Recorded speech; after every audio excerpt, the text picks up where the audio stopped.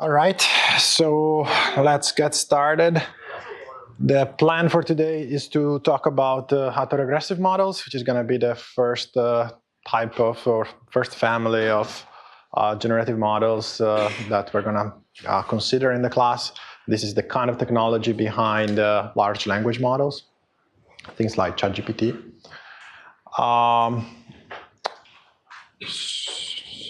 So yeah, just as a recap, remember sort of like this high-level overview. Whenever you want to train a generative model, you need data. So samples from some IID, unknown probability distribution P data. And then you need to define a model family, which is going to be a set of probability distributions over the same space over which your data is defined. And these probability distributions are typically parameterized somehow. For example, using, it could be conditional probability tables in the case of a Bayesian network, as we've seen in the last lecture. For the most part, we're going to be thinking about probability distributions that are defined in terms of neural networks. So you can think of theta there in that picture as being kind of like the parameters of the neural network that you're going to use to define this probability distribution. And then you're going to define some sort of notion of similarity or divergence between the data distribution and your model distribution. And then we're going to try to optimize the parameters of the neural network to make your model distribution as close as possible to the data distribution. The caveat being that you only have access to samples from the data distribution, right? So you don't know, you can't evaluate the probability of an image under the data distribution. The only thing you have access to are a bunch of samples. And once you have this probability distribution, then you can do several things. You can sample from it. So you can choose a vector x with probability. There's many different x's that you could choose from. Each one of them is assigned a probability by your model, and you can choose one with the probability according to this probability distribution. So you sample from it. And this is what you need to generate new data. We're going to be interested in evaluating probabilities for several reasons. One is that evaluating probabilities is useful for training the models. So if somehow you have a way of figuring out how likely is any particular image according to your model, then that gives you a pretty natural way of training the model, kind of like solving this optimization problem of trying to find the point that is as close as possible to the data distribution. And one way to do that is to just do maximum likelihood. You can try to find the parameters of your model that maximize the probability of observing a particular data set. The other thing you can do if you have access to probabilities is you can do things like anomaly detection. So you can, given an input, you can see, is this input likely or not? So kind of like what we discussed in the last lecture, one advantage of generative models compared to discriminative models is that you can reason about the possible inputs that you might be given access to. So you might, for example, try to detect adversarial examples because perhaps they are different from the kind of like natural images that you've used for training your model. And so if your generative model is good, you might be able to identify that something is odd about a particular input. Maybe the likelihood is lower than it should be, and so you can say, okay, this is perhaps an anomaly. Maybe I shouldn't be very confident about the kind of decisions or the kind of predictions that I make about this particular data point. And as we discussed, another thing you can do is potentially unsupervised representation learning. And so in order to do well at learning a good approximation of the data distribution, you often need to understand the structure of the data. And so in some cases, it's going to be a little bit tricky for autoregressive models, which is what we're going to talk about today. But for other types of models, it's going to be pretty natural. There's going to be a pretty natural way of extracting features as a byproduct, basically, of training a good generative model. So the first question is kind of like how to represent these probability distributions. So how do you define this set in a meaningful way? And today we're going to talk about autoregressive models, right, which are built on the idea of using chain rule, essentially. And next, we're going to talk about how to learn it. So recall that there is this general result that you can take any probability distribution defined over an arbitrarily large number of variables n, and you can always factor it as a product of conditionals. So if you have 4 random variables, x1 through x4, you can always write it down as the probability of x1, the probability of x2 given x1, and so forth. And this is just fully general. You don't need to make any assumptions on the distribution. Every distribution can be factorized this way exactly. And in particular, you can also use any ordering you want. So in this case, I'm factorizing it based on the ordering x1, x2, x3, and x4, but you could choose a different ordering. So you could decide, you could write it down as the probability of x4 times the probability of x3 given x4, and so forth. And here you start to see that, yeah, in general, you can always do it, but perhaps some orderings might be better than others. So if there is some kind of like natural causal structure in the data, then perhaps modeling the data along that direction is easier. But chain rule doesn't care. It works regardless of whatever ordering you're going to use. BayesNet essentially exploit this idea, and they make progress by basically simplifying these conditionals. So we've seen that in general, representing, even when the random variables are discrete, representing those conditionals as tables doesn't scale, doesn't work. And so Bayesian networks essentially make some kind of conditional independence assumption. They assume that certain things are conditionally independent from other things. And then that gives you potentially simpler factors that you can represent as tables. And the other way to go about it is to use a neural model. Well, instead, you're going to give up on the tabular representation. So it's no longer a lookup table.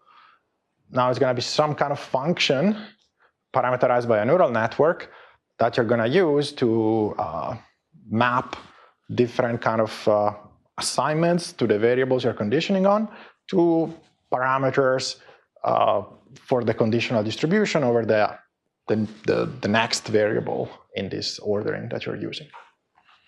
So in this kind of neural models, what we're going to do is we're going to start from chain rule, and then we're going to try to approximate the true conditionals using neural networks. And this works to the extent that the neural network is sufficiently powerful that it can well approximate these conditional probabilities, which could be potentially very complicated. Like if you think about those as tables, there could be really complicated relationships between the entries in the table. And this kind of factorization using neural models works to the extent that the neural network is sufficiently flexible that it can capture the structure of what you would get if you had a fully general tabular representation. And the good news is that a sufficiently deep neural network can, in principle, approximate any function. And so that's kind of like where the magic of deep learning comes in. If you can use very deep neural networks, there's a good chance you might be able to actually come up with a decent approximation to these conditionals, and that's why these models tend to work in practice. So remember that the machinery we're going to use is going to be the same as the one you use in regular, let's say, classification. So you want to predict a binary label given a bunch of input features. You just care about the conditional distribution of a single variable given a potentially large number of other variables. But the important thing is that you're just trying to predict one thing at a time, a single variable y. And so you can use things like logistic regression or neural networks to do these kind of things. And in particular, we've seen that logistic regression is kind of like assuming a relatively simple dependency between the values of the covariates x or the features that you're conditioning on and the conditional probability of y given x. It's basically assuming that there is a linear dependency that then is fed through a sigmoid to get a non-negative number that has the right kind of like normalization. And you can make things more flexible by assuming some kind of nonlinear dependence, and that's where you use neural networks, right? So you can take your inputs X, you can transform them by applying linear transformations, nonlinearities. You can stack them in any way you want. And then at the end of the day, you still have some sort of transformation that gives you the parameters of this conditional distribution over what you're trying to predict, given what you have access to. And maybe at the end, you use some kind of sigmoid function or a softmax function to basically normalize the output to a probability distribution. So it's more flexible, you have more parameters, which is good because the model, you can capture a richer set of dependencies between the variables. The price you pay is that you have more parameters to learn, you need more memory, and you might imagine that you might need more data. Cool, so that's the building block. And then basically, the whole idea of autoregressive models is that once you know how to predict one thing using a neural network, you can kind of like combine them, and you can always think of a high-dimensional output, let's say an image, as a number of individual components, and chain rule gives you a way of predicting the individual components given the previous ones, and so then you can plug in your neural network to get a generative model. And that's what neural autoregressive models essentially do. Right, so for example, let's say that you wanted to learn a generative model over images. So just for simplicity, let's say that you wanted to work with binarized MNIST. So MNIST is kind of like a classic data set of handwritten digits. So that if you binarize them so that every pixel is either 0 or 1, black or white, then they might look like this. So you see that they kind of like look like handwritten digits. And each image has 28 by 28 pixels. So you have 28 times 28 random variables to model. And the variables are binary, 0, 1, black or white. And the goal is to basically learn a probability distribution over these 784 random variables, such that when you sample from it, the images that you get hopefully look like the ones that you have in the training set. Or that, in other words, you're hoping that the distribution that you learn is a good approximation to the data distribution that generated these samples, IID, independent, identically distributed samples that you have access to in the training set. And again, this is challenging because there's a lot of possible images and you need to be able to assign a probability to each one of them.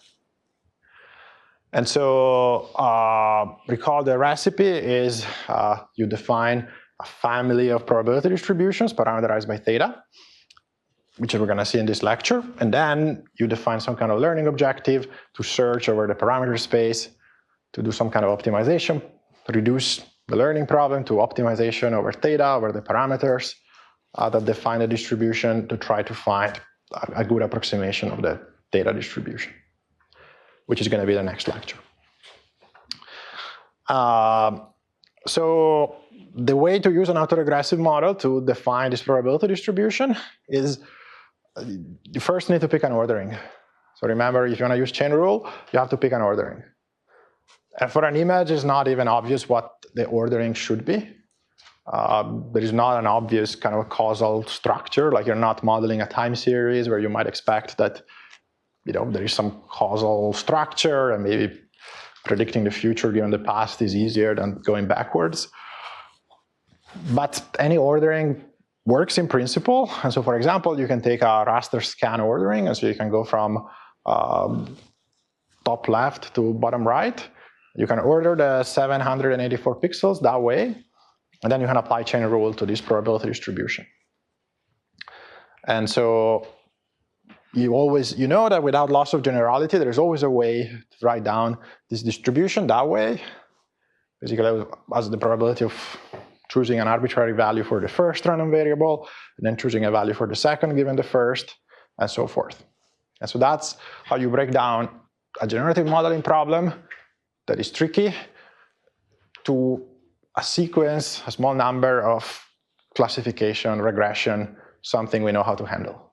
Each one of these conditionals is only over a single random variable, and that's the kind of setting you know how to deal with from or you typically consider when you think about classification, regression, those kind of problems. And you cannot do tabular form, so a Bayesian network is out of the question here. And so instead, we're going to try to basically model these conditionals using some kind of like neural model, some kind of functional form that will allow us to map the different configurations of the pixels we're conditioning on to a probability distribution over the next pixel that we need to work with in this particular ordering that we've chosen.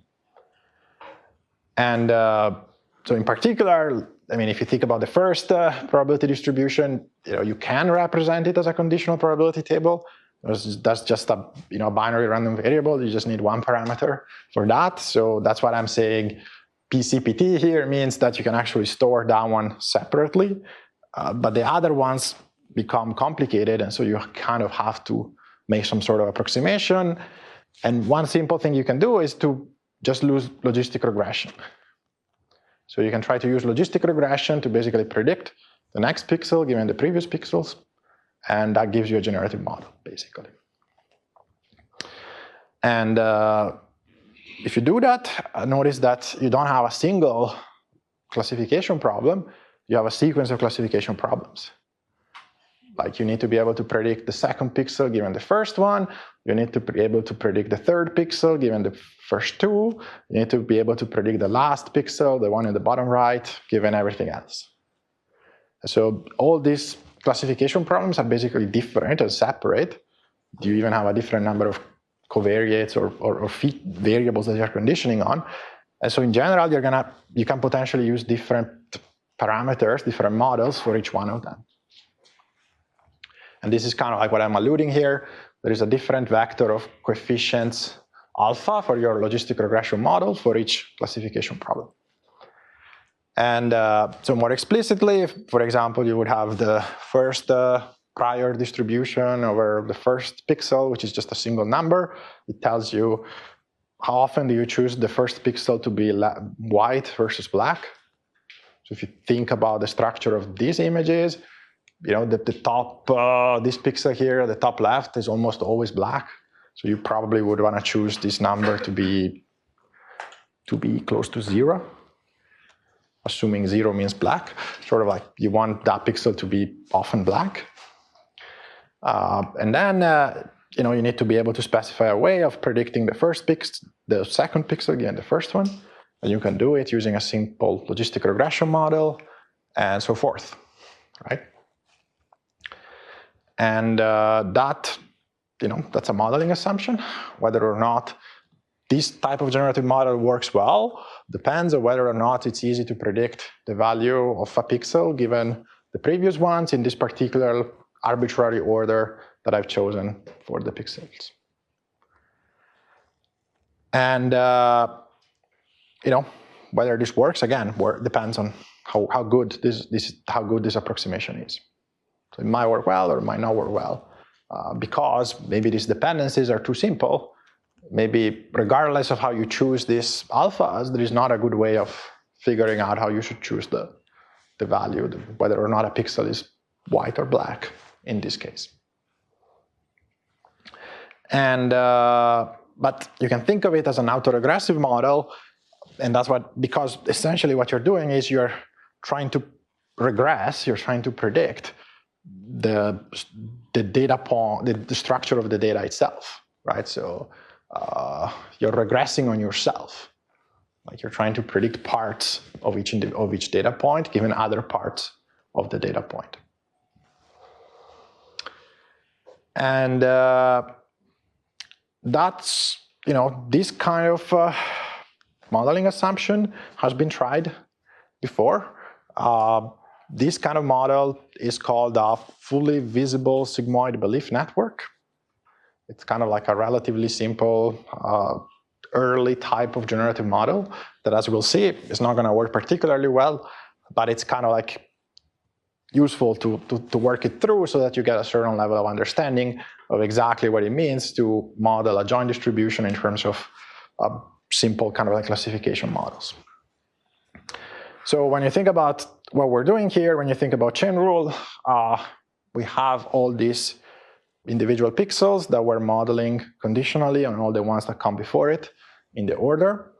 And so when you model the probability of xi given all the variables that come before it in the ordering, let's say using a logistic regression model,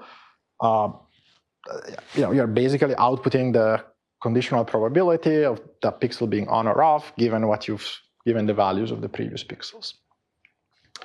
And we're often going to denote this using this symbol here, x minus I smaller than I, which basically means given all the indexes I that are strictly smaller than all the indexes j that are strictly smaller than I.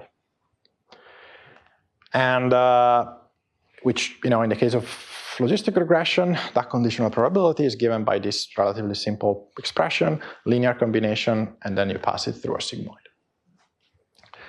Now, how would you evaluate, if somebody gives you a data point and you want to know how likely is this data point according to my model, which is the kind of computation you would have to do if you want to train a model by maximum likelihood, how would you evaluate that joint probability, given that somehow you have all these values for alpha?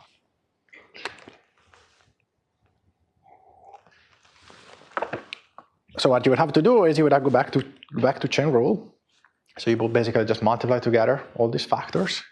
And so more specifically, the first pixel x1 will have a value. Well, I guess here I have an example with, let's say, imagine that you only have 4 pixels. There's 4 random variable, and let's say that we are observing the value 0, 1, 1, 0.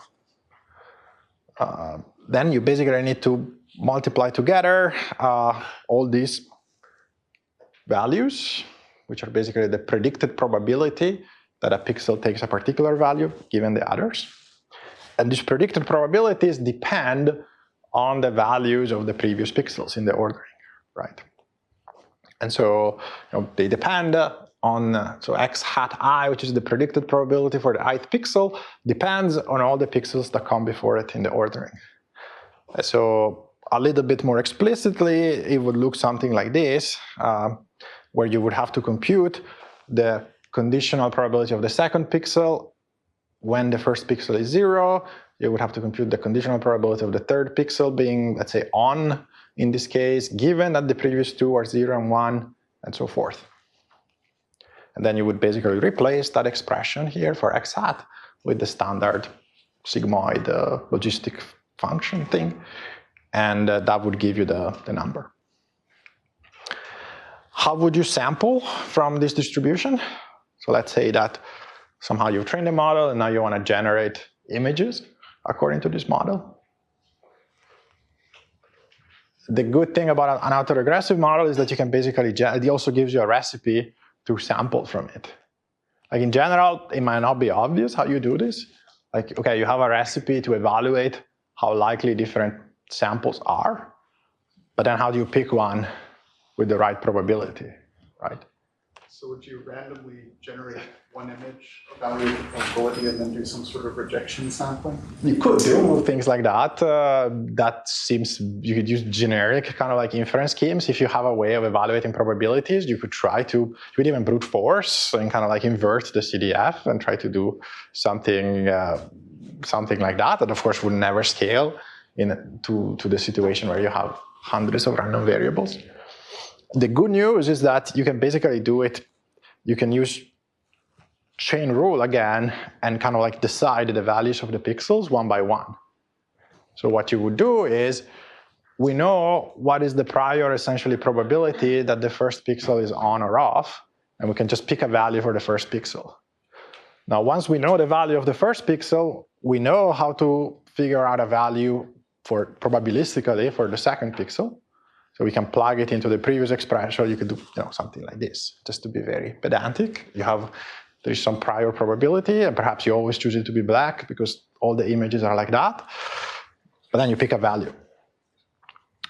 And then you basically sample the second random variable given the conditional distribution.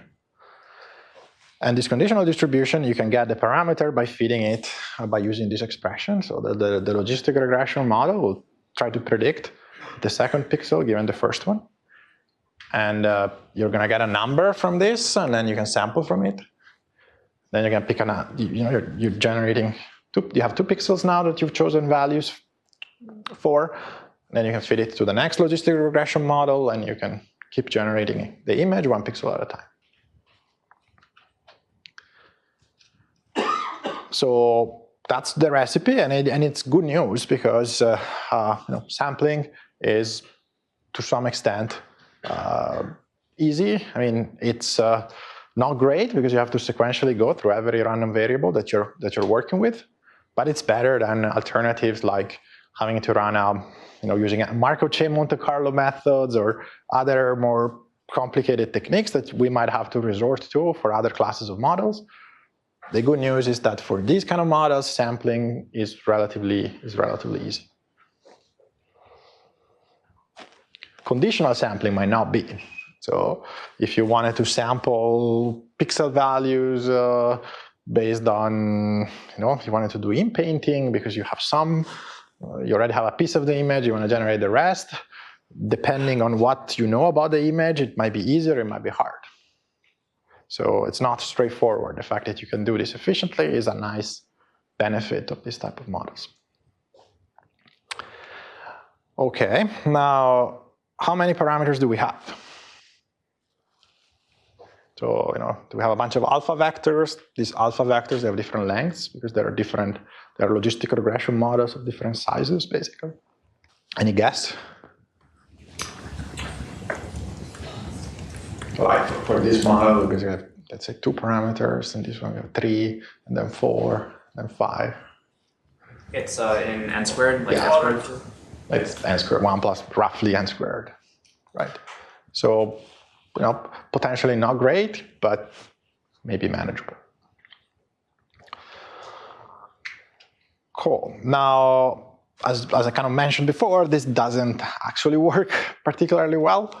So now I don't have the results on MNIST, but if you train it on this data set of the Caltech 101, so the samples are on the left, and you can see that they kind of have shapes, there is objects of different types, and then you can kind of train this simple model based on logistic regression classifiers. Then you can sample from it, and you get these kind of blobs. So not great. And the reason is that basically the logistic regression model is not sufficiently powerful to describe these potentially relatively complicated dependencies that you have on the pixel values. So how can we make things better? Let's use a deeper neural network, right? That's the natural thing to do. And if you do that, you get a model that is called NADE, neural autoregressive density estimation. And the simplest thing you can do is to just use a single layer neural network to replace the logistic regression classifier. And so what would it look like? Basically, what you do is for every index I, so for every pixel, you take all the previous pixel values and you pass them through first a linear layer, then some nonlinearity, and then you pass the nonlinearity, what you get, these features, these hidden vectors that you get through a logistic regression final output layer that would give you the parameters of this Bernoulli random variable. So it will tell you whether or not, what is the probability that the ith pixel is on or off. And as you can see now, we have a slightly more flexible model because you don't just have the alphas, the parameters of the logistic regression classifier of the final layer of the network, but now you also have the first layer. So you have a slightly more flexible model. And so it would look something like this. So you would, and again, the issue here is that you have, if you have n random variables, you have n separate kind of classification problems. And so in general, you could use completely sort of like decoupled models. And so the first model would have, let's say, a single input x1, and so the shape of this matrix would be just a column vector, basically. And then if you have two inputs, x1 and x2, to predict the third pixel, then this matrix would have two columns, essentially, and so forth. And yeah. Why do we have two sigmoids? Like, why do we have a sigmoid over H and then sigmoid over, like, the second sigmoid makes sense, but why do we have a sigmoid for H? I don't think you don't necessarily have it to have it. It's just, yeah, here I'm having an extra nonlinearity there, but yeah, you don't necessarily need it. Yeah. If you don't have that sigmoid, wouldn't it just be another linear layer, yeah. So Yeah. it's going to be the same. That's what it's. Yeah. So it's better to have the nonlinearity, yeah. But this is just for illustration purposes. You could imagine different architectures, different. Doesn't have to be a sigmoid. Could be a ReLU. Could be other things. It's just to, yeah. So over here you have 3 rows in your A matrix. Like, are we trying to predict 3 separate features for our Y? I thought it was just one probability. I have.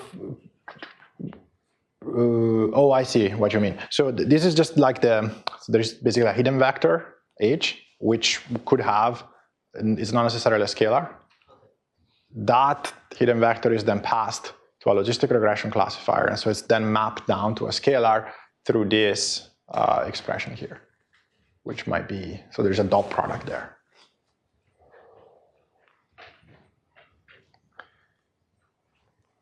Right, and so this, in principle all works, but you can kind of see the issue is that you are basically, we're separately training different models for every pixel, which doesn't seem great. Perhaps there is some common structure. At the end of the day, we're kind of like solving related problems. We're kind of like trying to predict a pixel given part of an image, given the previous part of the image.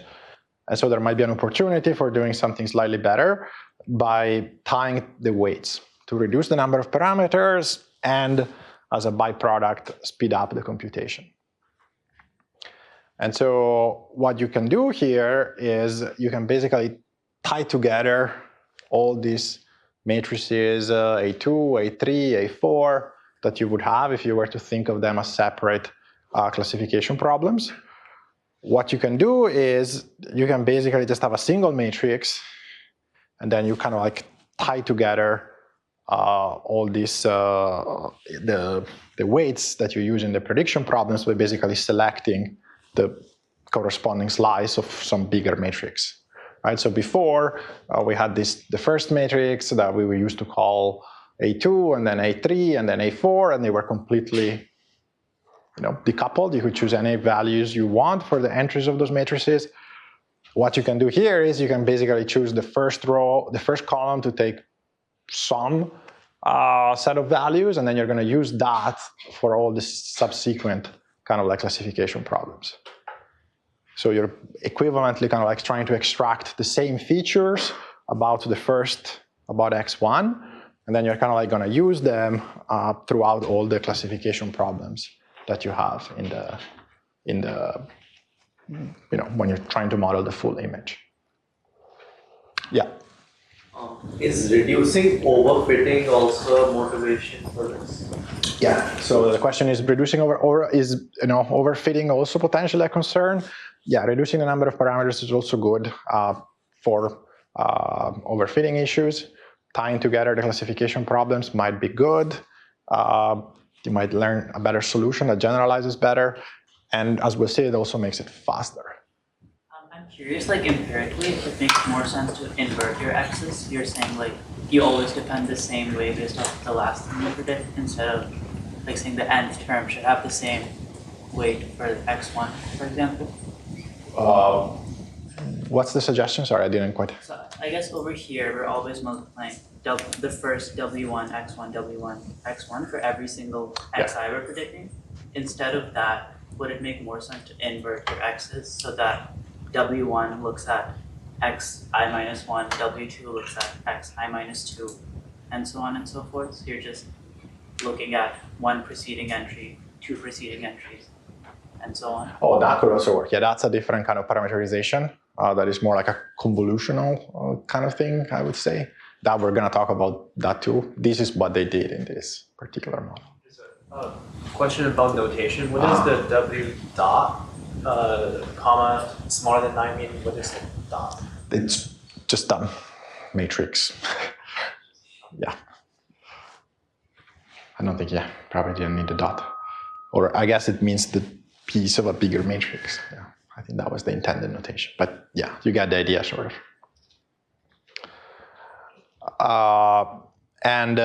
The good news is that this can reduce the number of parameters.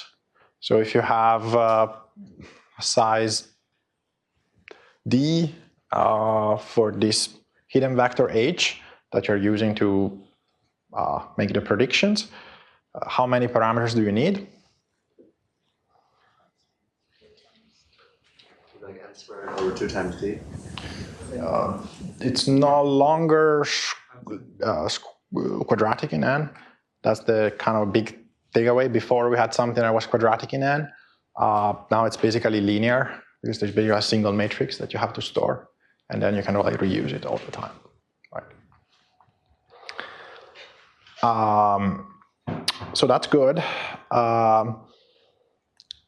Now, the other advantage that you have with this kind of model is that you can evaluate probabilities more efficiently. Because basically, whenever you go, remember, if you want to evaluate the probability of a data point, you have to evaluate all these conditionals. So you have to go through every conditional, and you basically have to evaluate this kind of computation. If there is no structure on the matrices, then you have to redo the computation because there is nothing shared. But if you have some shared structure, then you can kind of like reuse the computation. So if you've already computed this dot product, this product here, this matrix vector product here, and then if you're adding an extra column, then you can reuse the computation that you've done before. You can just add in an extra column. Is the bias vector C also shared amongst all the hidden layers? Yeah, I guess it could be, or it doesn't have to be. I think you could make it either way. Yeah, I think I actually forgot to because it didn't fit. But yeah, you would have. There should be a C, and you could change it. Yeah. Are the weight columns like updated in each step? So like in the fourth step here, it also updates the first and second column. What do you mean update? Like my understanding was with the weight matrix, you basically build it column by column. But you try to learn, right, like over seeing like many examples. So I was wondering, like, as the model learns, it basically updates also in every step all the previous columns that it has learned, right? Yeah. So it's all tied together, and then we haven't talked about how you would do learning, but yeah. So then you can see that kind of like the first column matters for all the prediction tasks, so you would be able to learn it. Yeah. You would get some signal from every single learning problem. Yeah, just to clarify, in this model, you are sharing weights, right? Yeah. And does that imply any like assumptions you're making about the data you're looking at? It is an assumption. Again, you're kind of saying that these conditional probability tables could be arbitrary, somehow can be captured by prediction models that have this sort of structure. And so somehow that there is some relationship between the way you would predict one pixel, different pixels in an image. Whether or not it's reasonable, it becomes an empirical question. I think I have the results here, and it tends to work significantly better than, let's say, the previous logistic regression model. So it does seem like this kind of structure helps modeling natural images or toy kind of images like MNIST. And so here you can see some examples. You have MNIST binarized. Oh no, actually I don't have the samples from MNIST. Here, what you have here is samples from the model trained on MNIST on the left, and the conditional probabilities corresponding to these samples on the right. So remember that when you generate samples autoregressively, you actually get probabilities for each pixel given the previous ones, and then you sample from them to actually pick a value. And so the images on the left are binary, 0, 1. The images on the right are kind of soft, because for every pixel you get a number between 0 and 1 that then you sample from to generate a color, in this case 0, 1. And so you can see they kind of like look a little bit better because they're a little bit more soft, but you can see that it's doing a reasonable job at capturing the structure of these images. What are the numbers on the right a table look just almost exactly like the left one, why don't they just create some variation? I mean, some other kind of variation? They are, so the numbers are corresponding to the samples that you see. So basically what this is saying is that what you would actually do when you sample is you would take the first pixel, you have a probability, then you plot it on the right, then you sample a value from that on the left. Then you go, based on that value, based on the actual binary value, you come up with a probability for the second pixel, which is just a number between 0 and 1. You plot it on the right image, then you sample from it, and you keep going. So the right table doesn't come from like the things what factory learning. Yeah, it does. So it's basically these numbers, the predicted probabilities for every pixel, which are the x hat I, so the probability that that pixel is on or off. And then, but they are matching, so that's why they look the same, because the sample that you see on the left is what you get by sampling from those distributions. Yeah. I am noticing that like it is agnostic of what the label should be. Is that like the right call to make for generation? So the question is, should we take advantage of the fact that maybe we have labels for the data set, and so we know that there is different types of digits, that there is maybe 10 digits, and then we want to take advantage of that. So here I'm assuming that we don't have access to the label Y. If you had access to the label Y, you could imagine trying to learn a joint distribution between X and Y, and perhaps you would get a better model. Or perhaps you can assume you don't have that kind of structure. You just learn a model, and you can kind of try to use the model to see whether it indeed figured out that there are 10 clusters of data points, and that there's a bunch of data points that kind of have this shape of that look like a circle, kind of like an oval, and that's a 0. And that's the kind of third point of how do you get features out of these models. Like presumably, if you have a model that can generate digits that have the right structure and it generates them in the right proportions, it has learned something about the structure of the images and what they have in common. And so that was kind of like the third point of getting features on supervised learning. We'll talk about how to do that, but yeah, there's two ways to see it. You could either do it unsupervised, or if you have access to the label, then perhaps you can include it into the model. You can do conditional generation, or you can jointly learn a distribution over X and Y. Yeah. So in this case, when you sample, you can get any one of the 10 digits? Well, if the model does well, yes. For example, to check whether the model is doing a good job, you could try to see what is the proportion. Like if in the original training set, all the images come, they are uniformly, you see an equal proportion of the different digits, then you apply an MNIST classifier to your samples, and you can see, does it generate digits in the right proportion? If it doesn't, then there's probably something wrong with the model. If it does, it's doing something right. Whether it's correct or not, it's hard to say. So like here, it seems like you're injecting the stronger pattern into the model. So if you had an infinite data set, would you expect the original approach to perform better than this one? The original meaning the... That one's less structure imposed by us, right? So the representation it should learn should theoretically be richer. That one is actually more structured, like you're imposing, like you have less parameters, it's less flexible. If you had infinite data and infinite compute, the best thing would be conditional probability tables, Bayesian network. That one would be able to, in principle, capture any relationship. With infinite data, you would be able to learn that table. That would give you perfect modulo overfitting. But if you have infinite data, you don't have to worry about that either. I might have missed something. So on the left picture is the actual samples generated from the model. The right is we somehow code the conditional probabilities into a grayscale. Yeah, just between 0 and 1. Like the conditional probabilities would be numbers between 0 and 1, and so you're it's just a grayscale. Yeah. Cool. So that's the NADE. Now you might wonder, what do you do if you want to model color images, let's say? So if the variables are no longer binary, but if they can take, let's say, k different values, how do you, maybe pixel intensities ranging from 0 to 255, how do you do it? Now, what you need to do is the output of the model has to be a categorical distribution over however many different values the random variables can take. So you can basically do the same thing. You first get this kind of hidden vector or latent representation H. And then you, instead of applying some kind of mapping it down to just the parameters of a Bernoulli random variable, you can use some kind of softmax output layer to map it down to a vector of, if you have k different outputs that you care about, a vector of k probabilities,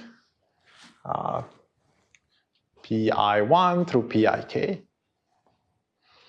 which basically will represent the probability that the ith random variable should take one of the k different values that the random variable can take. And that's the natural generalization of the sigmoid function we had before. It's just one way to take k numbers, which are not necessarily non-negative and they might not be normalized. And it's just a way to normalize them so that they become a valid probability distribution.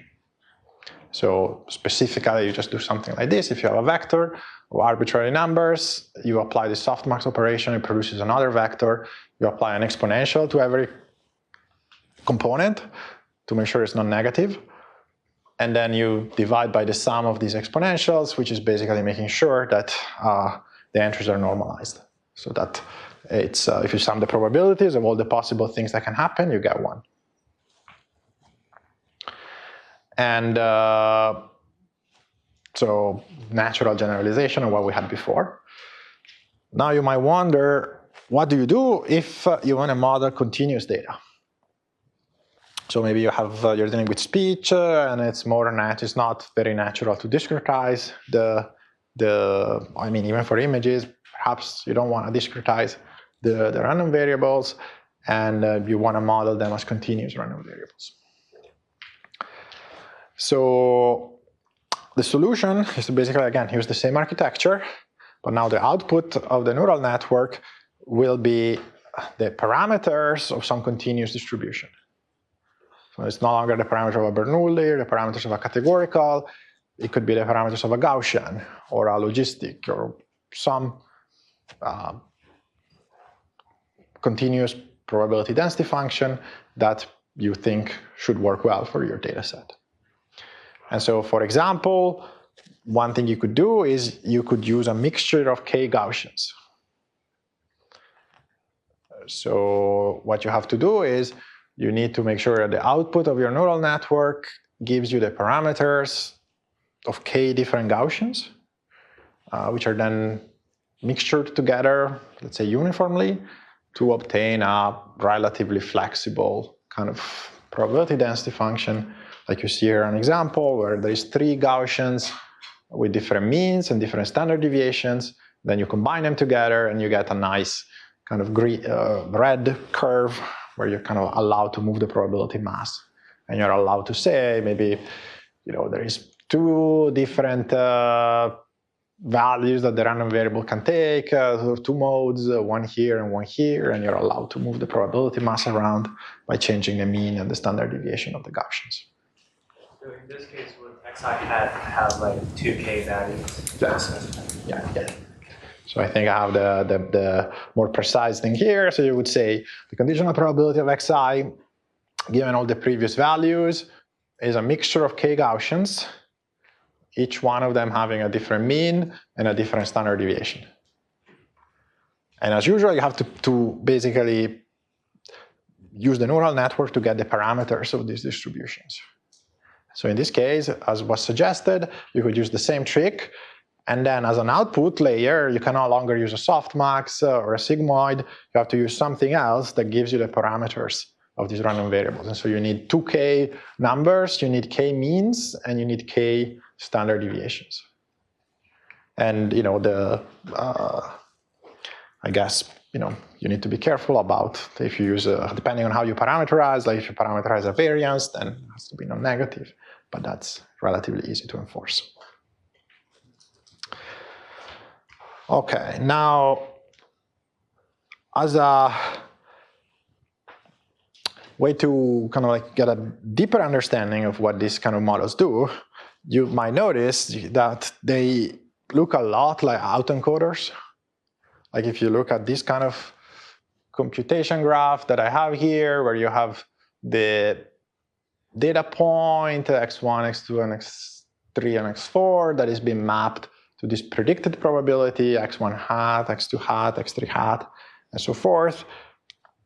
It kind of looks a little bit like an autoencoder, where you take your input x, and then you map it to some kind of predicted reconstruction of the input. And so more specifically, an autoencoder is just a model that is often used, again, in unsupervised learning. It has two components. It's an encoder, takes a data point and maps it to some kind of latent representation. And then, for example, it could be, again, a simple neural networks, a two-layer net like this. And then there is a decoder whose job is to try to invert this transformation. And the job of the decoder is to take the output of the encoder and map it back to the original data point.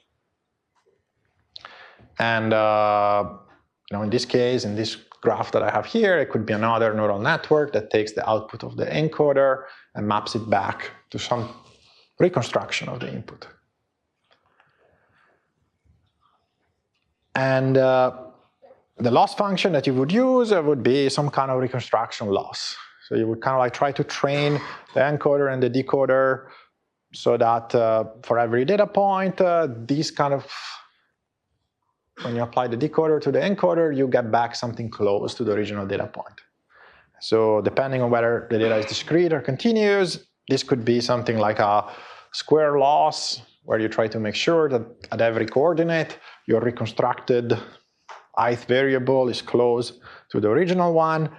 If you have discrete data, it's more like, is the model doing a good job at predicting the value for the ith, let's say in this case it's binary here, or the ith random variable that I'm actually observing. So if the ith random variable is true, is 1, is the model giving me a high probability for the value 1.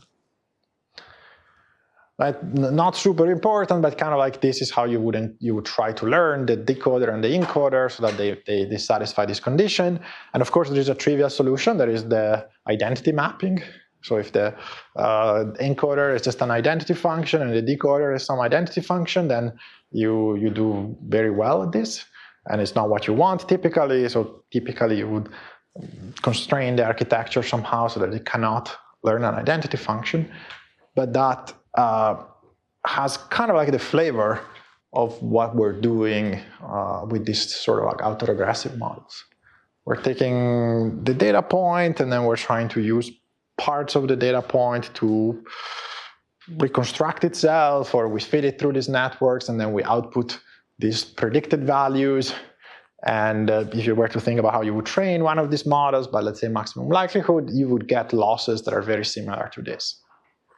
You would want to, if you were to train these logistic regression classifiers, you would get something very similar to this, where you would try to predict the value that you actually see in the data point. I'm just trying to understand for the encoder-decoder kind of mechanism. Is it the main point for encoder is just to kind of compress all the previous informations into a very low-dimensional kind of like vector? Is that the main? Yeah. So the question is, what are autoencoders used for? Yes, the one typical use case would be to learn a compressed representation of the data. Somehow, if you can do this, maybe you force the output dimension of the encoder to be small, and then in order to do a good job at reconstruction, it has to capture the key factors of variation in the data. And so you can kind of think of it as some sort of like nonlinear PCA kind of thing that will try to discover structure in the data in an unsupervised way. Yeah. Can we do sampling when we train the autoencoder? The question is, can we do sampling with an autoencoder? No, an autoencoder is not quite a generative model. So these two things are not quite the same, but they are related, and that's what we're going to see next. So yeah, this was coming up. Typically you would train this to do representation learning, try to find good representations. What is exactly if you think about kind of like what we just said, now if you have an autoencoder, it's not really a generative model. Like, how do you generate data from an autoencoder? We just remove the encoder and just use the decoder. But what's the input to the? So the suggestion is, okay, let's throw away the encoder. Let's just use the decoder. What do you feed into the decoder to generate data? It's just handcrafted VFX. Yeah, that's the solution for a variational autoencoder, actually. So the variational autoencoder will be, let's try to learn a simple generative model to feed inputs, fake inputs to your decoder, and so you can kind of fake the process and you can use it to generate. So that's the variational autoencoder solution I will talk about later. But if you just have, there's not an obvious way to generate the inputs to the decoder unless you have data, but at that point you're not really sampling, right? Could you feed in a latent variable that you can feed the variable? Yeah, that's the VAE solution, basically, that we'll talk about, yeah. What if you add a regularization term that forces your hidden representation to just look like a Gaussian or something like that? Yes, so again, that's the solution imposed by that's basically a variational autoencoder. Literally, a variational autoencoder is this, plus what you suggested, forcing the latent representations to be distributed according to a simple distribution, a Gaussian. And if that happens to work well, then you can sample from that distribution, feed the inputs to the decoder, and that works. But that requires a different kind of regularization. The relationship here is that although these two things look similar, it's not quite the same. And the reason is that we cannot get a generative model from an autoencoder because somehow we're not putting enough structure on this kind of computation graph, and there is not an ordering. Remember that to get an autoregressive model, we need an ordering, we need chain rule. So one way to actually get or to connect these two things is to enforce an ordering on the autoencoder. And if you do that, you get back basically an autoregressive model. And so basically, if you're willing to put constraints on the weight matrices of these neural networks so that there is a corresponding basically Bayesian network or a chain rule factorization, then you can actually get an autoregressive model from an autoencoder. And the idea is that basically, if you think about it, the issue is that we don't know what to feed to the decoder. So somehow we need a way to generate the data sequentially to feed it into this decoder that we have access to. And so one way to do it is to kind of set up the computation graph so that the first reconstructed random variable does not depend on any of the inputs. If that's the case, then you can come up with the first output of this decoder yourself, because you don't need any particular input to do that. And then you can feed your predicted first random variable into, then let's say that at generation time, then you don't need it. Now, if you can, it's fine if the predicted value for the second random variable depends on x1. That's fine because we can make up a value for x1. Then we can feed it into the computation and we can predict a value for x2. Then we can take this value, we can take the first two, feed them into the autoencoder kind of thing and predict a value for x3, and we can keep going, and it's the same thing as an autoregressive model. So if you look at this kind of computation graph, you can see that the predicted value for x1 depends on all the inputs in general. And so, if you look at the arrows, all the inputs have an effect on the first predicted value. And so that's a problem because we cannot get an autoregressive model if we do it that way. But if we somehow mask the weights in the right way, we can get an autoregressive model, and then as a bonus, then we have a single neural network that does the whole thing. So it's not like before that we had different classification models or that they were tied together somehow. If we can do this, then it's a single neural network that in a single forward pass can produce all the parameters that we need. I was wondering in some tasks, for example, this digit task we earlier discussed, is there not a risk of the model learning just how to shift it by 1 pixel or something? Not obvious that you can just shift because you cannot cheat, right? So you cannot look at the next pixel. You can only use, you have to pick an ordering and you have to predict. Yes, but you can like begin with the left and then begin putting like the pixels to the left of it, for example.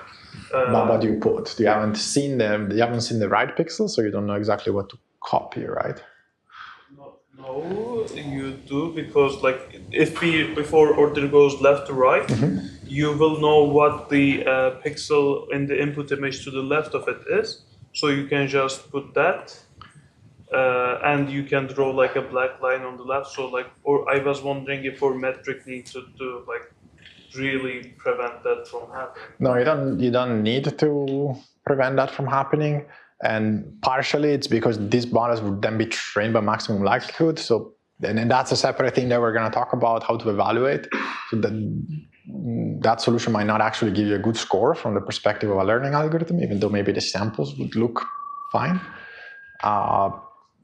But yeah, I haven't seen that happening in practice.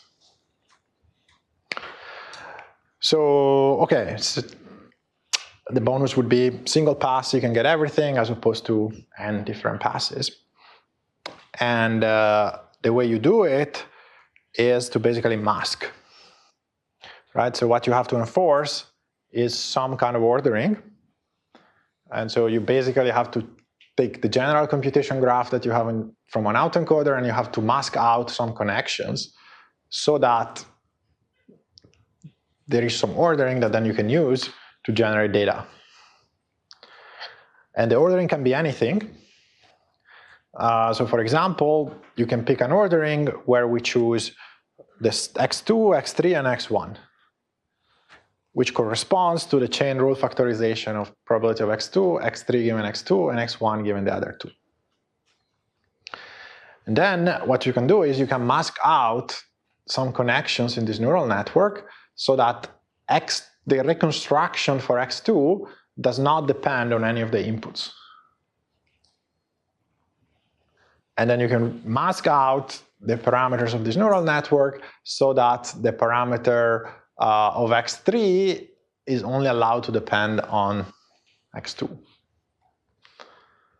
And the parameter of x1 is allowed to depend on everything, just like according to the chain rule factorization. And so one way to do it, yeah, so that's I think what I just said. One way to do it is you can basically keep track for every unit in your hidden layers, you can basically keep track of what inputs it depends on. And so what you could do is you could pick, for every unit, you can pick an integer I, and you can say, I'm only going to allow this unit to depend on the inputs up to the ith index I. And so you can see here that there's this 2, 1, 2, 2. This basically means it's only allowed to depend. For example, this unit is only allowed to depend on the unit 1 and 2. This unit here is labeled 1, so it's only allowed to depend on the first input according to the ordering, which is x2. And then you basically recursively add the masks to preserve this invariant. So when you go to the next layer and you have a node that is labeled 1, then you're only allowing a connection to the nodes that are labeled up to 1 in the previous layer. And the way you achieve it is by basically masking out and setting to 0 basically some of the elements of the matrix that you would use for that layer of the neural network. And if you do that, then you preserve this invariant, and you can see that indeed the parameter of the probability of x2, which is the output, the second output of the neural network, does not depend on any input, which is what we want for a chain rule factorization. And if you look at the parameter of x3, which is the third output, you'll see that if you follow all these paths, they should only depend on basically the second on x2, which is the variable that comes before it in the ordering. And so by maintaining this invariant, you get an autoencoder, which is actually an autoregressive model. You are essentially forcing the model not to cheat by looking at future outputs to predict. And it can only use past inputs to predict future outputs, essentially. And this is one architecture that would enforce this kind of invariant.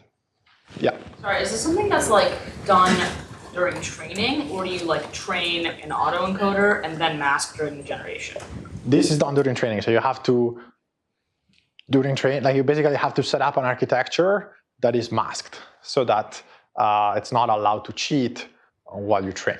Because if you didn't mask, then it could, when trying to predict the x2, you just look at the actual value and you use it, right? And so this is very similar if you've seen language models. You also have to mask to basically not allow it to look into future tokens to make a prediction. Like if you're allowed to look into the future to predict tokens, then it's going to cheat and you're not going to do the right thing. And this is the same thing at the level of the computation. It's a different computation graph that basically achieves the same sort of result.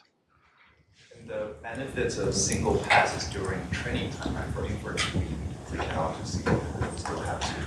Yes, good question. Yeah. So the question is the benefit only at training time or inference time? So the benefit is only at training time, because at inference time, you still have the sequential thing that you would have to come up with a value for the first variable and fit it in, so it will still have to be sequential. That's unavoidable. Every autoregressive model has that kind of annoying flavor, basically. How do you choose the order? So the recipe in this paper is random. So oh, you mean the value or the ordering? Oh, the ordering, that's also very hard. I think you know, if you have something where you know the structure and you know again that there is some causal or there is time, maybe there is a reasonable way of picking an ordering. Otherwise, you would have to either choose many orderings, maybe you basically have a mixture, choose one at random, but there is not a good way of basically selecting an ordering. There is actually research where people have been trying to learn autoregressive models and an ordering. So you can like define a family of models where you can search over possible orderings and search over factorizations over that ordering. But you can imagine there's like n factorial different orderings to search over, and it's discrete. So it's a very tough kind of optimization problem to find the right ordering. If one is not dependent on anything, how does the model output one? It should only output 2 and 3, right? One should be like you would have to, I mean, depending on the loss function, it cannot depend on anything, but you can still basically make a guess based on no evidence. So you would basically choose the prior, right? So if let's say the second variable is always true, then you would still, depending on the training objective, you would still try to choose an output here. It's a constant, but you would try to match basically the most likely value in the training set. Or if you have a proper scoring rule, then you would try to match the distribution that you see in the training set. Depending on the loss function, you would still try to choose a value that makes sense, but it's fixed. So you can only choose one. And so you can't do much, but you would still try to do your best to capture the data depending on the training loss. Yeah. Are there redundancies? Like in the second to last layer, there's two nodes which just have one as an input. So is it kind of redundant to have multiple nodes which just have one input? I mean, the weights are different. So even though there is multiple nodes that have only one input, they might be extracting different features for that input. So it's not necessarily redundant, I would say. So the objective of the autoencoder is to reconstruct. Yes. So how do you reconcile the loss function? It's predicting one thing at a time. How do you like make the loss function for reconstruction? Yeah, so the loss function would be the ones that we have here, which would be, basically you would try to make the predictions close to what you have in the data. So the loss function wouldn't change. It's just that the way you make predictions is you're not allowed to cheat, for example. Like you're not allowed to look at xi when you predict xi, and you're only allowed to predict it based on previous variables in some ordering. And it turns out that that would be exactly the same loss that you would have if you were to train the autoregressive model. It depends on kind of the model family that you choose, but if you have logistic regression models, it would be exactly the same loss, for example. In your last layer, like you said, you pick each of the, I guess the number of times it looks previously randomly. So if you happen to pick 2, 2, 2, how would you predict the first entry after that? Yeah, so you would basically be, you're not allowed many connections, and you would do a pretty bad job because you would be less flexible than you could be. It would still be a valid model. It wouldn't be a good one, I guess. So that's why people often have kind of like an ensemble of these models, where you have multiple masks and you just do it that way. Yeah. Cool. Let's see. Now, an alternative way to approach this is to use RNN, some kind of like recursive style computation, to basically predict the next random variable given the previous ones according to some ordering. Right? At the end of the day, this is what the key problem whenever you build an autoregressive model is solving a bunch of coupled kind of prediction problems where you predict a single variable given the other variables that come before it in some ordering. And the issue is that this history kind of keeps getting longer, so you're conditioning more and more things. And RNNs are pretty good at, or it's one way to kind of like handle this kind of situation, and kind of like try to keep a summary of all the information of all the things you've conditioned on so far and recursively update it. And so a computation graph would look something like this.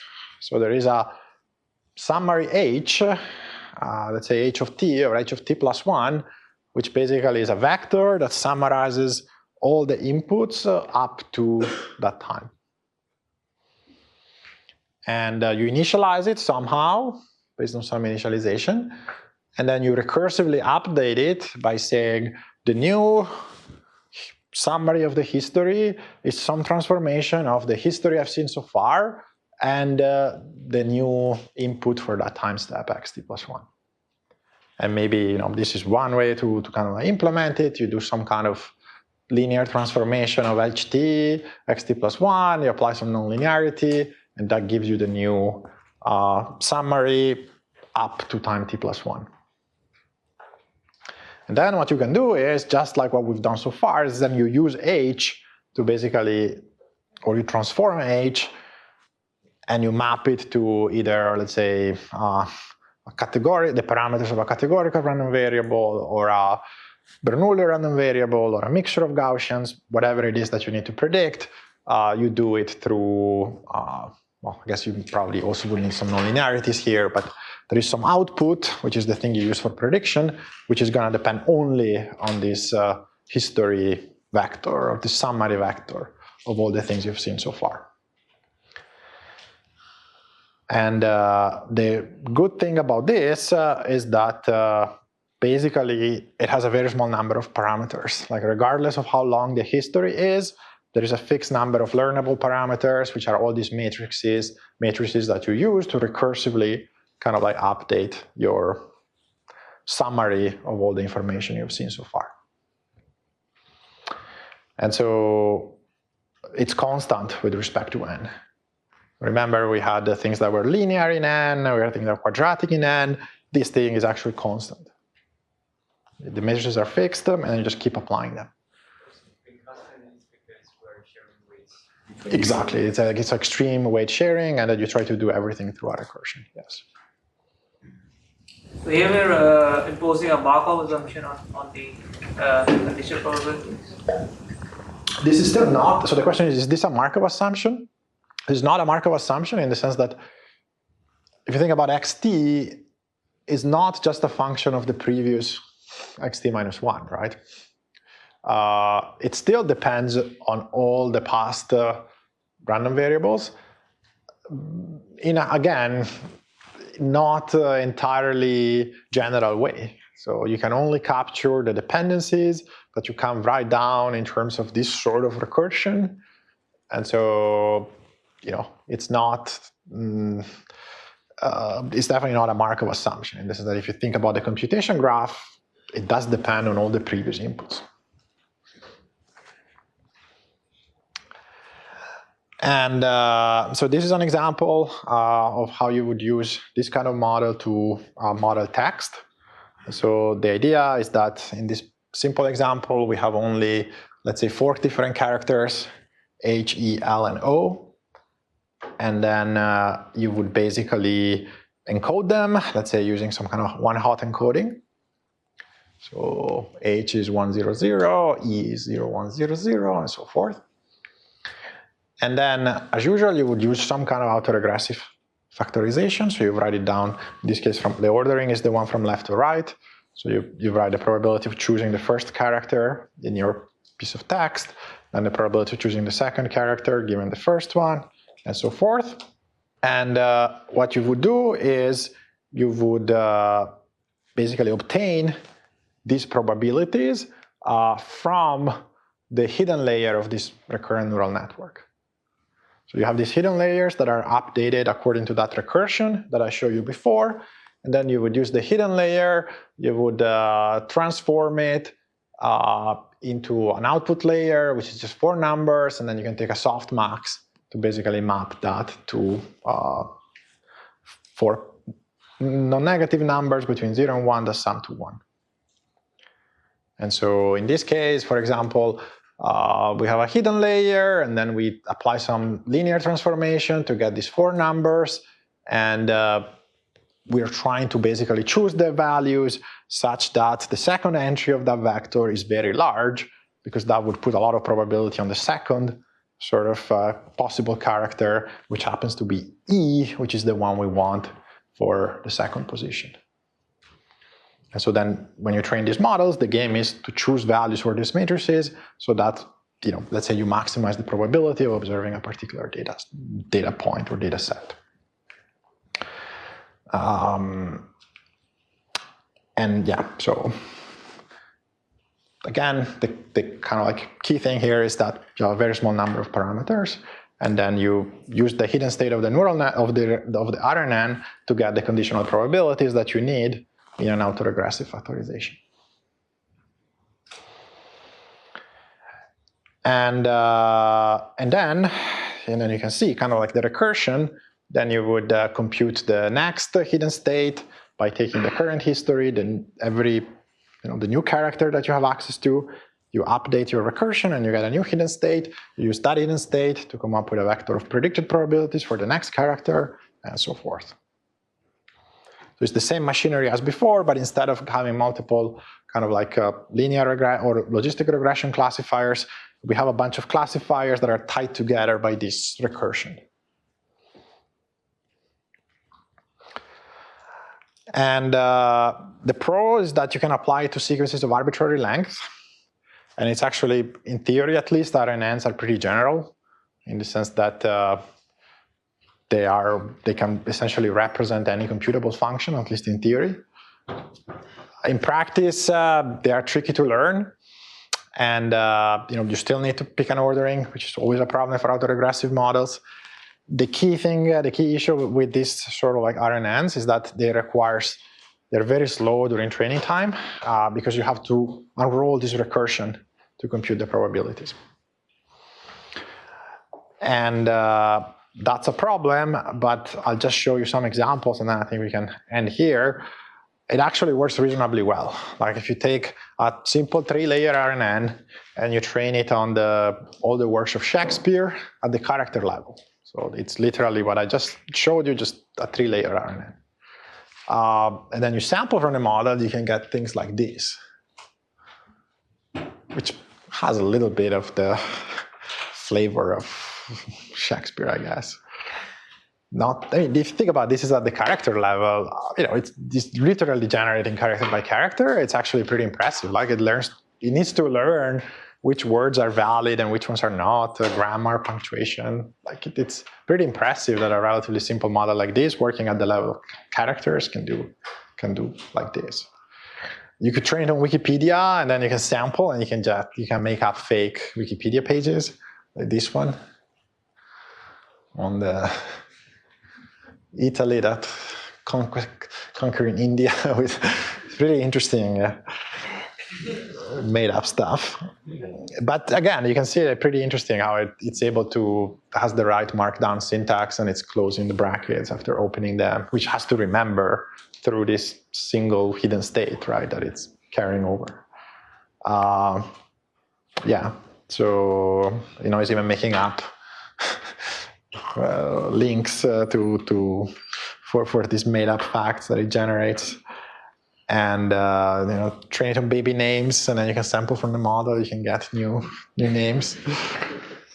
So yeah, but it's a pretty, works surprisingly well. I guess the main issue that hopefully then maybe I guess we'll go over it next time, that the reason this is now used for state-of-the-art language models is that you have this bottleneck that you need to capture all the information up to time t in a single vector, which is a problem. And the sequential evaluation, that's the main bottleneck. So it cannot take advantage of modern kind of GPUs, because in order to compute the probabilities, you really have to unroll the computation, and you have to go through it step by step. And that's kind of like the main challenge.